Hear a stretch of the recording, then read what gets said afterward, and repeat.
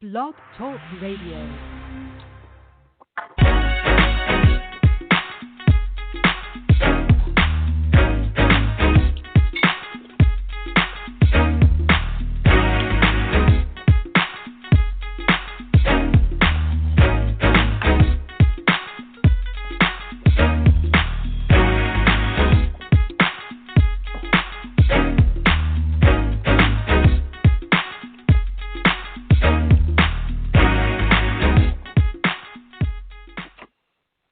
All right. Good morning. I hope everyone is doing well. And thank you for listening to Locker Talk with Barry Barnes on the Bachelor News Radio Network, where you'll hear about NFL stars of tomorrow today. Again, I'm your host, Barry Barnes, founder and CEO of Locker-Report.com.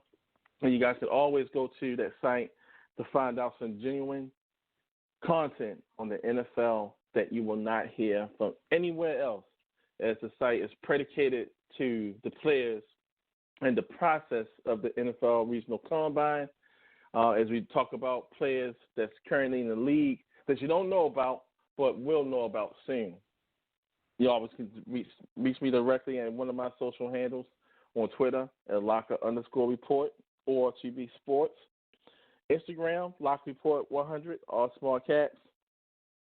Facebook, LockReport.com, or you simply shoot me a message via email at barrybarnes@Locker-Report.com. I hope everyone is having themselves a great morning. I hope everyone reached their destination safely, and that where you are, that you're safe where you are. And again, thank you 1,000 times for listening in. There's so many different shows you can listen to right now. Well, you can be occupied with a whole bunch of stuff where you've got to take some time out to listen to me for about 30 minutes. It's always a privilege and honor that I do not take for granted.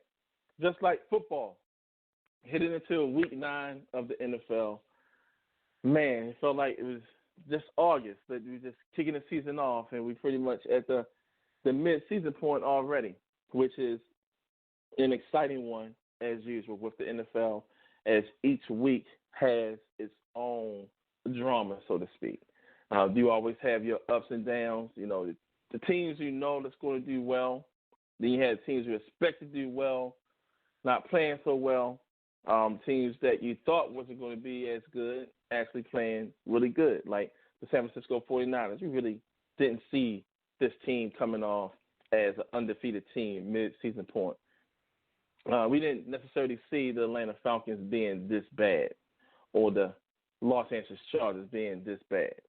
The Browns, I didn't expect nothing from the Browns, so there's no surprise there. But we have your New England Patriots teams, another team that we expect them to be where they are, you know, one of the league's best. We expect the Saints to be up there, even with the Green Bay Packers. So you have your normal drama, your up and down roller coaster, which makes this league so special because you really never know what's truly going to happen. And speaking of which, before I talk about the guys from the RC, the NFL Regional Combine, there's some things to look at moving forward through week 9 of the NFL. Like I said, during the beginning part of the playing season, that I will talk a little bit about what to expect as you head into your current week of the NFL. And this weekend is no different. Now, as far as leading the pack, now, I know there's not a lot of good stuff to talk about with the Jacksonville Jaguars.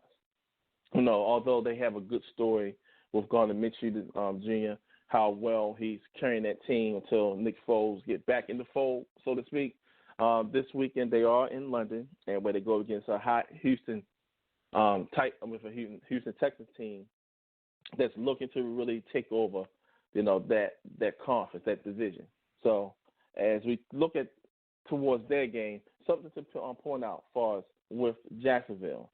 Now, there are a pair of Jaguars that's leading the AFC, and surprisingly, leading the AFC in rushing and receiving. Running back Leonard Fournette leads the AFC in rushing with 791 yards, while wide receiver DJ Clark leads the conference with 660 yards, receiving yards.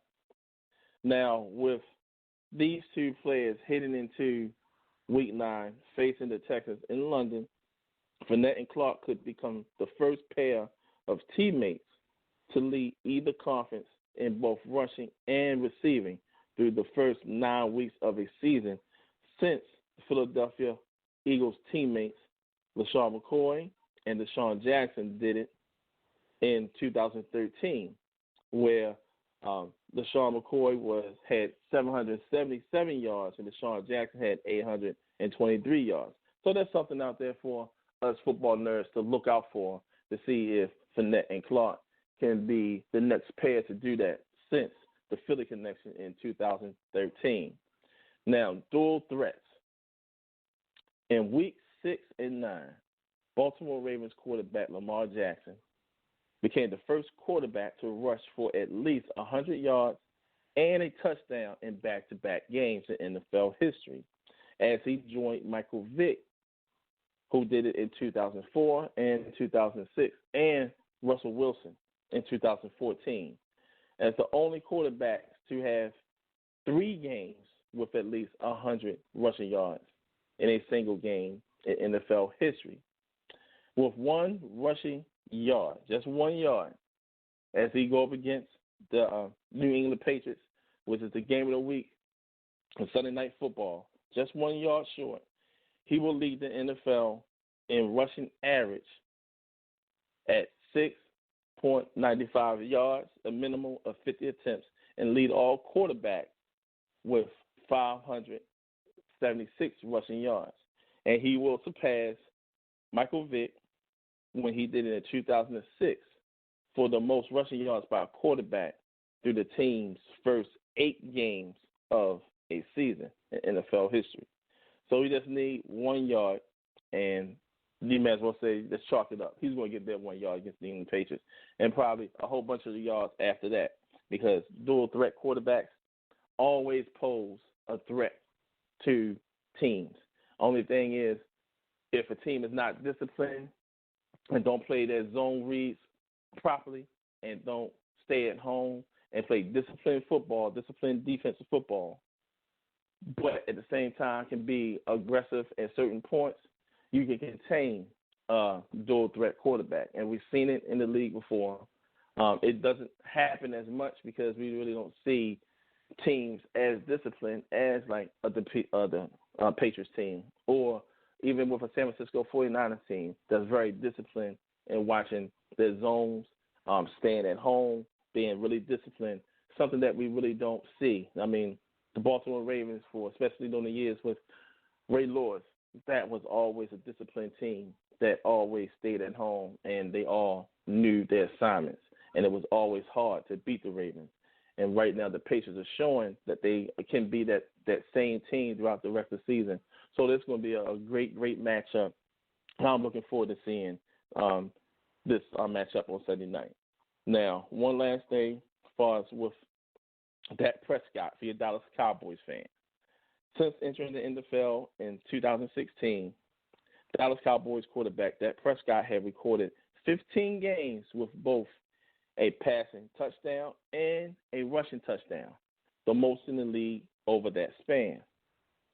With both a passing and rushing touchdown on Monday night against the New York Giants, Prescott could tie Dante Culpepper, longtime quarterback for the Minnesota Vikings. He will tie Dante Culpepper in 16 games for the second most games with both a passing and rushing touchdown in the player's first 4 seasons in NFL history. So that will be some great company there for Dak Prescott. So that's something to look out for to see what Dak can do also with Monday night as they go against the New York Giants.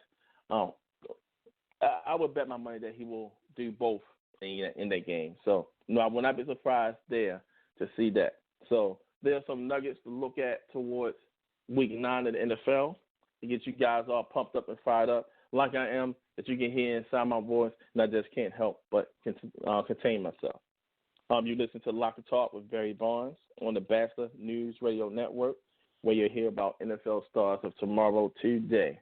Now, on to my bread and butter of the NFL, the players that came through the NFL Regional Combine.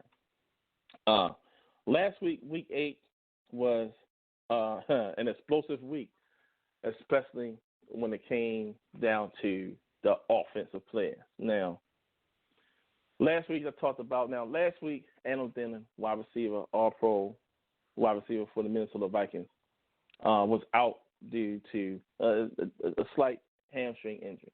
He should be ready this week to go against the Chiefs.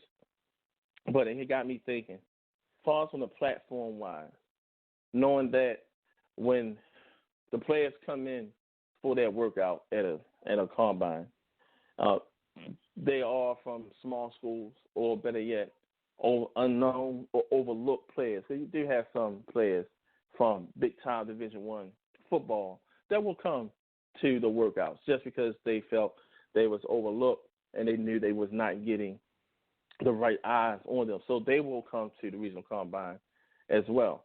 All these guys, for the most part, are unknown small school guys, and before the workouts start, they all take one knee and listen to whoever the instructor is, getting their lessons for the day, getting their instructions for the day, and they all have the dreams of inspiration and aspirations to be an NFL player. So I always called them NFL hopefuls, and Adam Thielen was one of them. Now he's blown up, broke records in the league, signed a 4-year extension for around $64 million early this year in April. So this got me wondering, okay, what other receivers from the process can be the next? Who can be the next Adam Thielen from the RC? And the 4 players that came across my mind, and from doing my research and covering these guys, is Marvin Hall, wide receiver for the Detroit Lions. Then you have Vincent Smith, wide receiver for the New York Jets. Then you have Keelan Cole for the Jacksonville Jaguars. And then you have Trevor Davis for the Oakland Raiders. Now, all 4 of these guys have something special and unique about their skill set. First of all, all 4 of these guys are speedsters. They all run really fast, and they also are good disciplined route runners. But Keelan Cole is more athletic. Vincent Smith is an incredible leaper. Hall is a pure deep threat, and Davis is more versatile. There's a lot of times you'll see Davis not only returning punts, but you can see him in the backfield, as a running back, or sometimes you'll see him doing jet sweeps.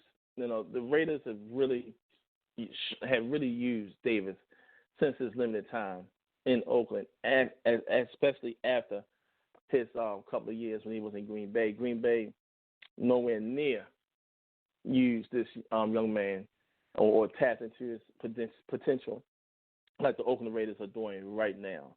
So you see a lot of Trevor Davis on the field for the Raiders. They can line him up on any side of the field, whether they're going to line him up to the outside or the inside slot. And again, like I said, in the backfield, and there was a couple of times I think they used him, put him in set up for the tight end spot. So Gruden had him all over the place. And so last week, it was no different than seeing how Davis was used in last week's contest when they actually had to,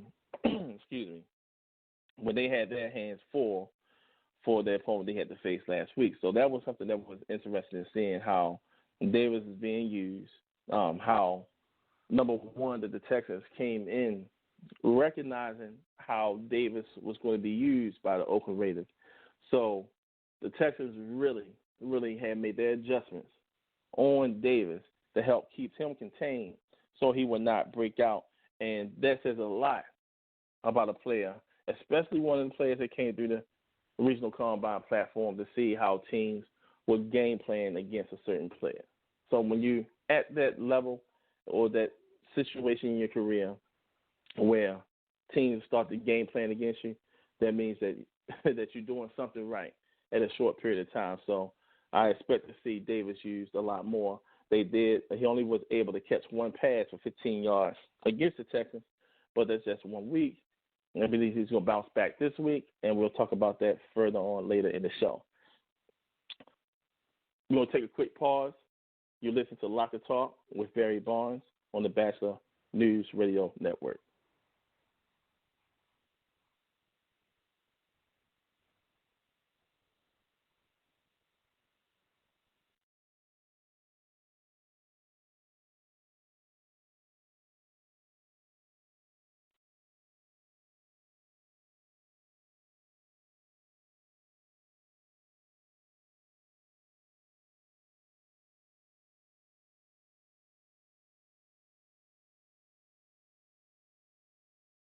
Well, welcome back.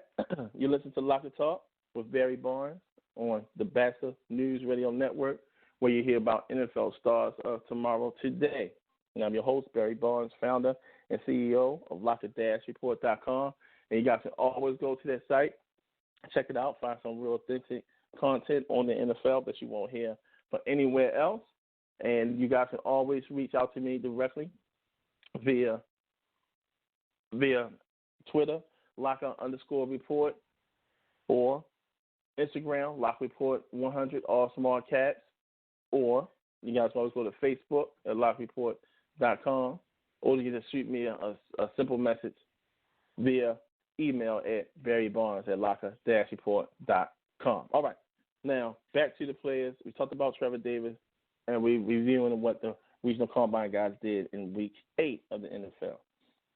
Right out the gate, as soon as the balls kicked off last week in Week 8, we got some good action from the players from the NFL Regional Combine, starting with Jacksonville, with Keelan Coles, who, mind you, as I discussed one time before, that he has not been targeted as much this season. For some reason, he's not getting a lot of the playing time that he normally had received the past 2 seasons. So this year's a little different, a little awkward. It's kind of funny watching Jacksonville and not seeing number 84 on the field. But last week, 2 weeks ago, in Week 7, we saw flashes. We saw that he was able to get his first score of the season. And I know that this should be a trend that should continue. And it showed a little bit last week.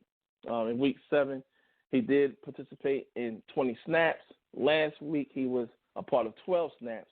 But among those 12 snaps, he did receive a 6-yard touchdown on Jacksonville's first on that opening drive to start the game.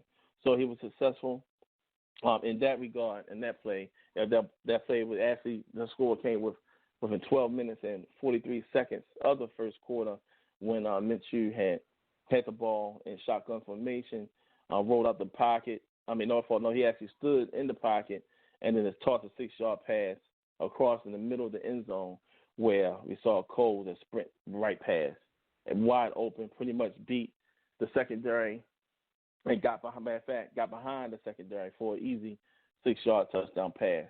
So kudos to Cole's 2 touchdowns, back-to-back weeks.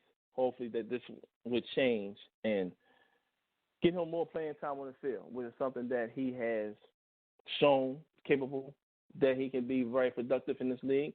In his rookie season, he led Jacksonville in receiving yards. And so he's shown that he has the ability to be the go-to guy, although Jacksonville is labeled as a team that do not have wide receivers.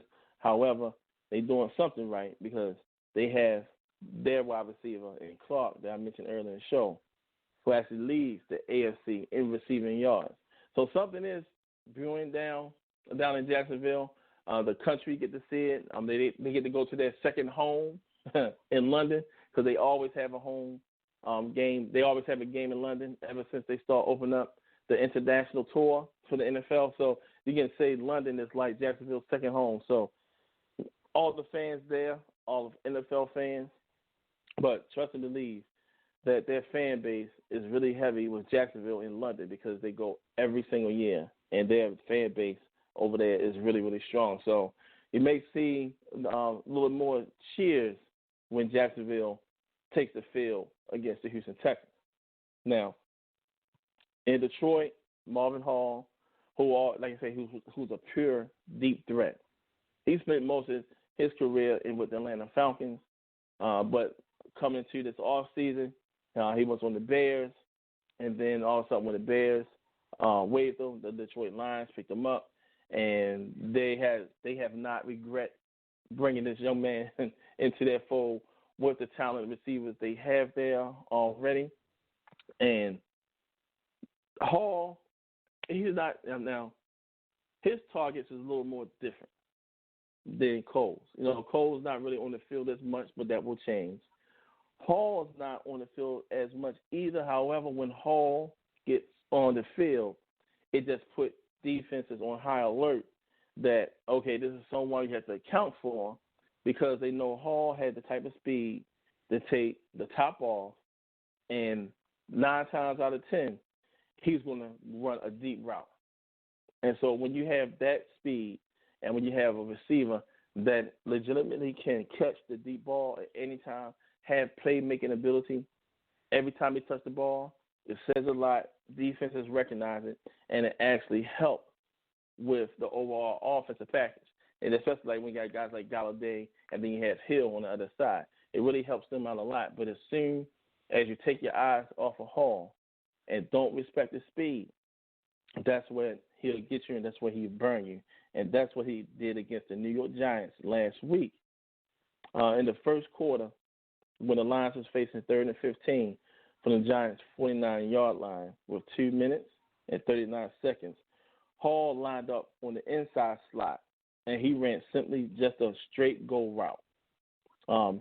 Didn't have to do no trick, no moves, no second. He didn't have to do no cuts. He didn't have to do no double moves. Flat, straight go route. That's what he did. Matthew Stafford seen the ball, got the ball from shotgun, threw the ball deep down left side of the field, and Hall was open deep as he passed the Giants defensive back Michael Thomas, and he caught a 49-yard touchdown pass. He had Thomas beat by at least 6 or 7 yards, and by the time Thomas came and recognized that Hall was behind him, Hall was hold the ball in for a good deep pass, something that the Lions had brought him there for. We're recognizing that was his ability, especially during his time with the Atlanta Falcons. The Atlanta Falcons used him sparingly as well, knowing that they had Ridley on one side, knowing they had Julio Jones on one side, and Mohamed Sanu on the field. Sometimes the Hall was used as that fourth receiver that no one really accounted for, and that's when you see Matt Ryan that were hitting him deep. So all that now is transferred to Detroit, but Detroit is purposely using him more and respecting his speed and his talent and his game, his big play making ability. So that's something to continue to watch there for the Detroit Lions. And then with Vincent Smith, who was definitely hot, doing very well with the Jets since he arrived there. Last week, he was able to catch 2 passes and had 12 yards. So with these 4 players here, there's a lot of potential, a lot of things that these 4 young men can do, and knowing that they have Adam Thielen as a barometer, so to speak, and knowing that if he's able to be successful in the league, become an all-pro receiver, 2-time all-pro wide receiver, and to make the money that he is making, it definitely gives these guys an inspiration and knowing that, hey, coming from nowhere, not being recognized to now being known, is definitely possible. So that is something to watch out for with these 4 wide receivers and the more players that come through the RC platform and its process. You listen to Locker Talk with Barry Barnes on the Bachelor News Radio Network, where you hear about NFL stars tomorrow today. Now, jumping right into what we can expect from the players from the RC in Week 9. We definitely expect Cleveland Coles to be more involved with the offense this weekend as the team, again, in London facing the Houston Texans. So we know that one is all set, ready to go. Washington Redskins had 2 good defensive players that came from the platform, where you have rookie linebacker Cole McCombs and then you have the cornerback Quentin Dunbar. Quentin Dunbar is showing that he's becoming quietly one of the better defensive backs in the league, and Cole is showing that, hey, he is legit. Although the Redskins only have one victory this year, but I can contest that both of these players are playing very hard and laying everything on the field, because this is something that is important to them and they want to win. Hopefully, with Callahan there, Bill Callahan, the interim coach there, that this team can salvage some of their season, where they get some good more wins as they look towards next year to see, okay, their season is practically over. Let's see for the Redskins to find out what they have in-house right now, so as they move forward into the 2020 season, they'll have the right players who they think they can build off of to become a successful franchise once again and be relevant, not only in their division, but in the league. So definitely watch out for those two young men when the Washington Redskins go to Buffalo to take on those Bills up there.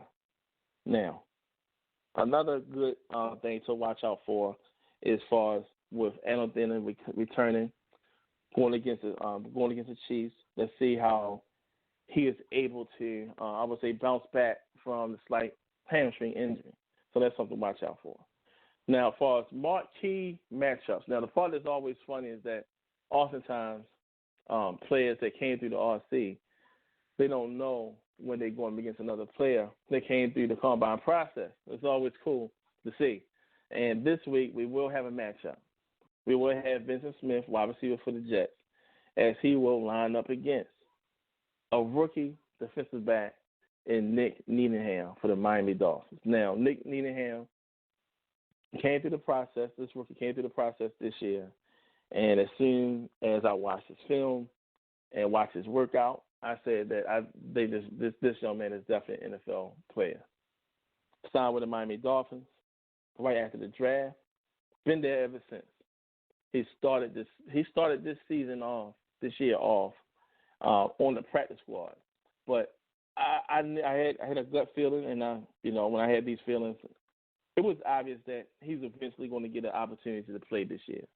That he's going to definitely get on the active roster, because he's a talented player that should be on that field, because he can do so much, and he's also have good speed, he has good instincts, and he also has the good hands, and he can be physical, which he has shown so far this season during his limited games he played. He played in 3 games so far, and he's racked up 6 tackles and had a pass defense, which came against the Washington Redskins. Now, knowing how Needham plays and knowing at the same time how Smith plays. Smith very fast, just a plain route runner, and he also had good leaping ability, same as Needham.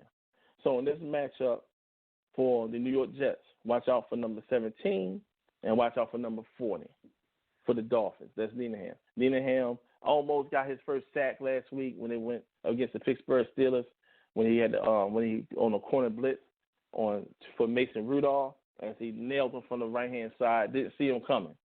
But as each game he has played, and I've been watching Needham, his confidence had definitely went through the roof.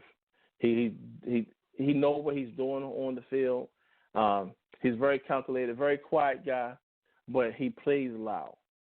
So now you're going to see this matchup with 2 young guys who very well can be a part of a big feature in the NFL, with Vincent Smith coming from Division II school, and then you had Needham coming from Division I school in UTEP. So you got 2 guys going to face each other this Sunday.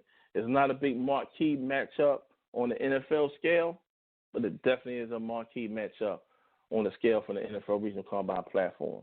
You're listening to Locker Talk with Barry Barnes on the Bachelor News Radio Network, where you hear about NFL stars for tomorrow today. Thank you guys for tuning in. continue to listen to Locker Talk as we continue to move forward as we talk about these players that you're familiar with when we continue to talk about good NFL stuff. Make sure you guys stay tuned in. You listen to Locker Talk with Barry Barnes on the Bassa News Radio Network.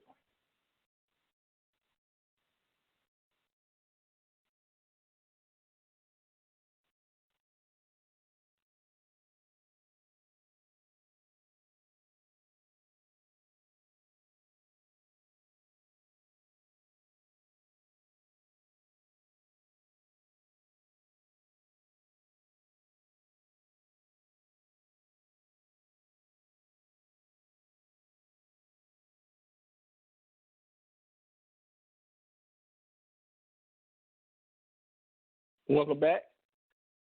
Thank you for tuning in to Locker Talk with Barry Barnes on the Bassa News Radio Network. When you hear about NFL stars of tomorrow today, I'm your proud host, Barry Barnes, founder and CEO of Locker-Report.com.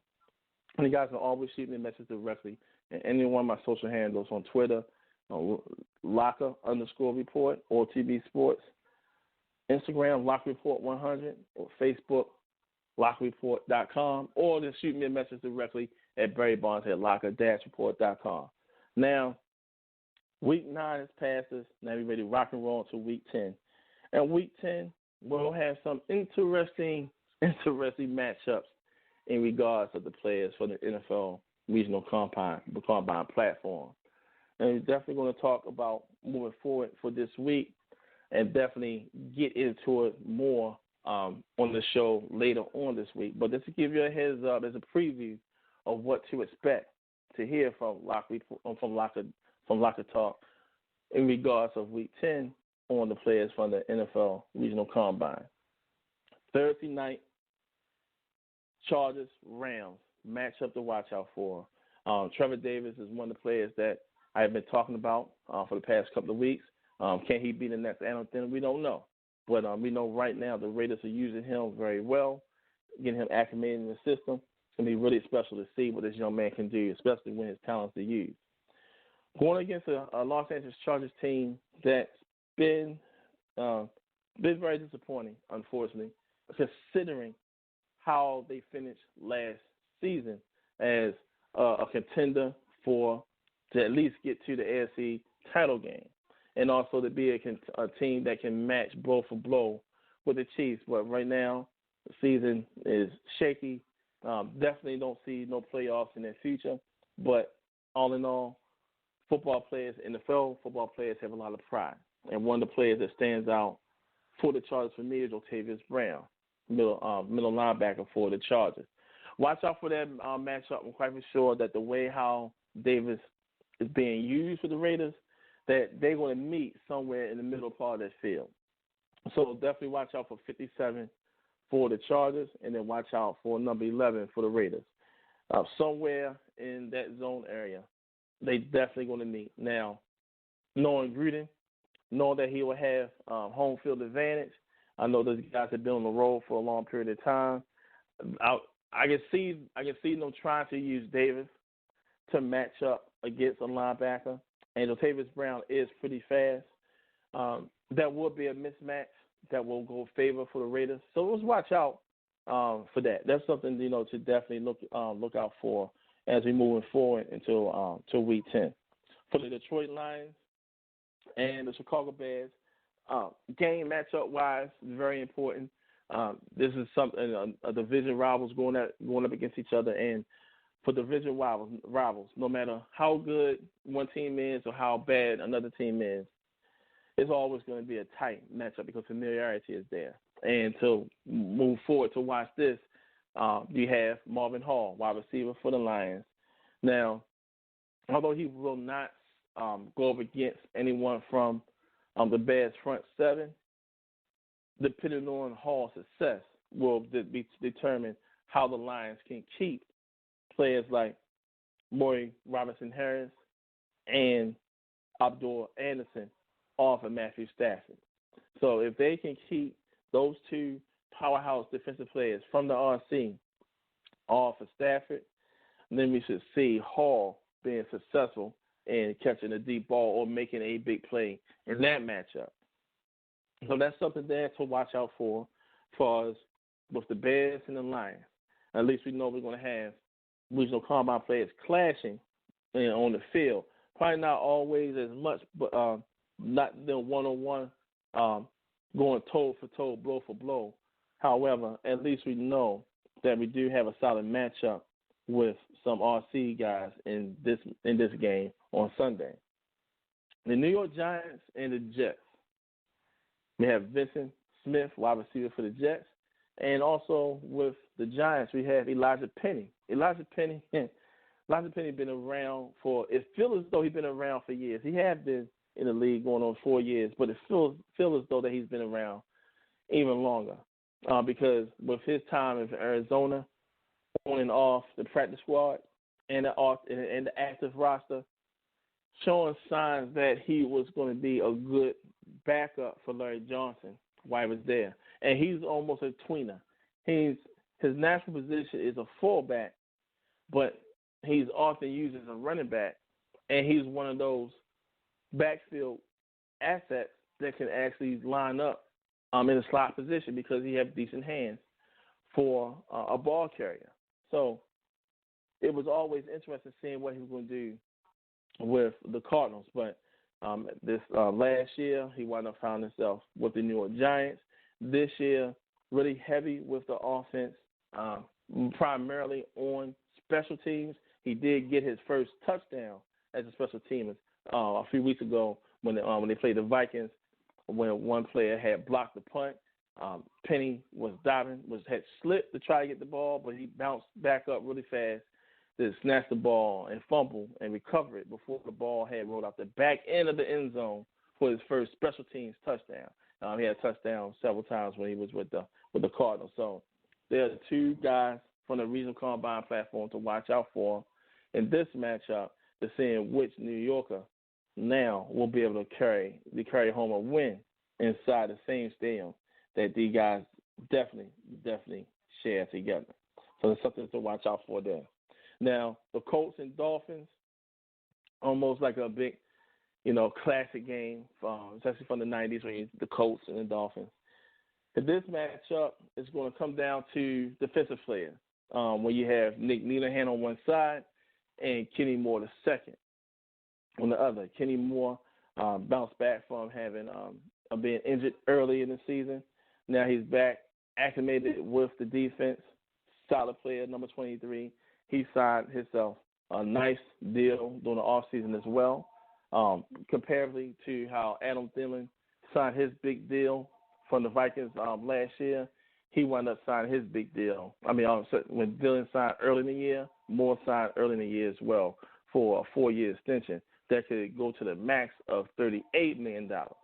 He's definitely one of the top slot cornerbacks in the league. So it's going to be really interesting in seeing how he can help slow down the Dolphins, who's playing very hard, or how Needham can help slow down the Colts that's in the fight for their division. These matchups are really critical, especially for the Colts. Dolphins, I don't see them going anywhere this year, but right now knowing the Colts in a heated battle with the Texans to win the division, this is going to be one of those games that is very dangerous. The Colts need this game. No one really expects them to lose, but they have to realize they're going up against a Dolphin team that's going to play hard in every game. It's not going to be a lay down. It's not like the Dolphins in weeks 1 through 4 where they was trying to find who they are, trying to salvage a win, trying to be, not saying cute, but they're trying to find what they can do to be a winning squad with the players they have, knowing they had a lot of players that was traded away. So now they're going up against a Dolphins team that say, look, this is who we are. This is where we at. We have nothing to lose. Let's go at them. Let's go get them. Let's spoil someone's season. So that's the mindset they have right now. So this is definitely a dangerous game for the Colts and whoever the Dolphins may play during the course of this year. And this could be one of those games that the Dolphins can serve notice that if you're going to play against these teams, make sure you bring your lunch pail with you because you're going to have to bring your lunch with you because they're going to go to work. So that's definitely something there to watch out for as well. The Vikings going against the Dallas Cowboys, which will be Sunday night's matchup. Another big matchup like we had last week against the Ravens and the Patriots. This week will be the big game with the Vikings going against the Dallas Cowboys. The Dallas Cowboys have one player, C.J. Goodwin. He for the most part plays special teams, and he's one of the best special team players we have in the league. But every once in a while, occasionally, they will put him out on with a defensive unit because he has good speed. Now, I will not be surprised sometimes if the Cowboys will throw, I would say, like I say, a monkey wrench, but will try to throw the Vikings off, so to speak, just to get him to match up against their receivers. And if they were to use him against a receiver, I can see them going up against Adam Thielen. I can see that part coming. And then if that was to happen, we can have another potential matchup head-to-head like we had last week in Week 9 when Vincent Smith had to go up against Nick Needham for the Miami Dolphins. This could be the same situation this game. Goodwin is not going to play the entire game with a defensive unit, barring injury. But if he is on the field, I can see them using that matchup in that game there, which will be something special to see. Again, just like last week, not a big marquee matchup on the levels of the NFL as far as main news, but for the RC process, it's definitely a major news thing to watch out for in regards to these players. And in the backfield with the Minnesota Vikings, C.J. Ham. A lot of guys, you don't know too much about C.J. Ham. Depending on how the Vikings play from this year on out, basically depending on how far, assuming if they get to the postseason, how far they will go, the league will recognize should recognize C.J. Ham as one of the best fullbacks in the league. And C.J. Ham is one of the most versatile players from his position that ever played in the league. And yet, y'all guys don't know who he is. Number 30, fullback from the Vikings. Not only do he not carry the ball, we know that's something that a fullback has to do. And we know that fullbacks are primarily there to block or to be that sledgehammer to pick up the tough yards. But C.J. Ham probably more than even James Devlin for the fullback for the New England Patriots. He probably get lined out to the split more than any ball carrier in the league. The Vikings have him on a deep out. They have an inside slot. Sometimes they'll probably try to move him over next to the tight end. They move this fullback around a lot. And it's not always just to be a decoy or to show to the opposing team that, hey, we're going to block down this side of the lane and we're going to put a solid blocker down the field where he'll be more eligible to get to a certain spot to help spring their receiver to the outside or wherever they need the play to go. But Ham is actually used a lot in the passing game from that spot on the field as a wideout. So watch out for these wrinkles this Sunday night with the Vikings on, number one, how the Cowboys may use C.J. Goodwin to throw a curveball against the Vikings passing game, and watch out the way how they use Ham. He's a very unique fullback. Watch out how he is used in that matchup because I can see him on the outside as the Cowboys try to find a matchup that will throw them off. It's definitely going to be, I would say, a game of chess Sunday night when the Cowboys go against the Vikings. So these are some, other than the other obvious things with the stars, with your Kirk Cousins, your Dak Prescott, we know all about that stuff. But as far as the undertones, other things you probably won't look at, watch out for that because they could be a game-changing moments in this matchup. You listen to Locker Talk with Barry Barnes on the Boston News Radio Network, where you hear about NFL stars of tomorrow today. Thank you for tuning in. Make sure you guys check us out this Friday on Locker Talk as we get into more NFL talk, and you never know what surprises that we may have on this show. You guys can always shoot me a message directly on any one of my social handles, on Twitter at Locker_report, on Facebook, LockerReport.com, on Instagram, LockerReport100, all small caps, or you guys can just shoot me an email simply at barrybarnes@locker-report.com. Everyone stay blessed. Talk to you guys soon.